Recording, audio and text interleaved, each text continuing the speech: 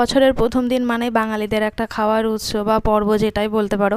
তো এই বছরের প্রথম দিনে সবাই পিকনিক করতে যায়, কিন্তু আমাদের আর যাওয়া হলো না, কারণ মাইয়া ছোট, তার জন্য আর বাইরে যাইনি, ছাদেই চলে এসেছি সমস্ত কিছু নিয়ে রান্না করবো বলে। তো এখানে নতুন আলু সিদ্ধ করতে বসা দিয়েছি, আর এখানে চাল ধুয়ে হাঁড়িতে দিয়ে দিয়েছিলাম, আর যে বিরিয়ানি চাল ছিল। আর আলুগুলো হচ্ছে সেদ্ধ হয়ে যাওয়ার পরে পনিরগুলো ভালো করে ভেজে নিচ্ছি। তো মাংস সব সময় খাওয়া হয়, তো ভাবলাম চলো এবার একটু নতুন একটু করা যাক, তার জন্য পনির আলুর দম করবো ভাবছিলাম।